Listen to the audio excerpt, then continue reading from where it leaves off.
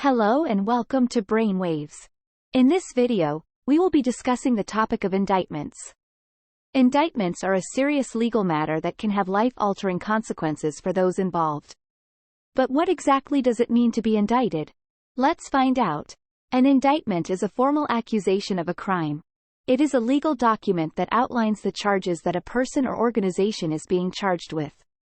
In the United States, it is typically used in criminal cases and is handed down by a grand jury. The grand jury is a group of citizens who decide whether or not there is enough evidence to charge someone with a crime. If they decide that there is, they will issue an indictment. Once an indictment is issued, the accused will generally be arrested and brought to trial.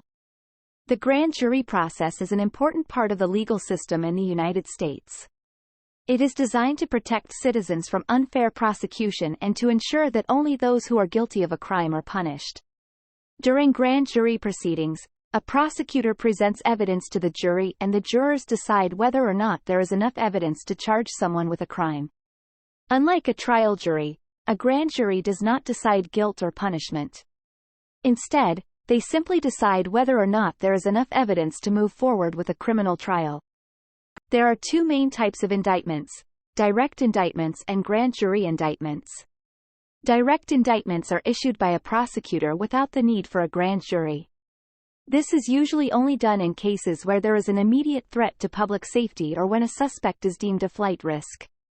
Grand jury indictments, as previously mentioned, are issued by a grand jury after they determine that there is enough evidence to move forward with a criminal trial. Both types of indictments carry the same weight and can result in the accused being arrested and brought to trial. Once an indictment is issued, the accused will generally go through the criminal trial process. This involves a trial by jury, where the prosecution and the defense will present their cases to a group of jurors who will ultimately decide whether or not the accused is guilty. The trial process can take several months or even years, depending on the complexity of the case. If the accused is found guilty, they will be sentenced according to the law. If they are found not guilty, they will be acquitted and allowed to go free. Being indicted can have serious consequences for the accused. Even if they are ultimately found not guilty, the process can be emotionally and financially draining. Being arrested and put through a criminal trial can also damage a person's reputation, making it difficult for them to find employment or housing in the future. If the accused is found guilty, they can face fines, probation, or even jail time, depending on the severity of the crime. In some cases, being indicted can also result in the loss of certain rights, such as the right to vote or own a firearm.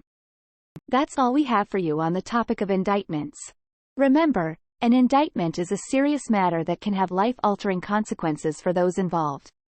If you or someone you know is facing an indictment, it is important to seek out the advice of a qualified attorney.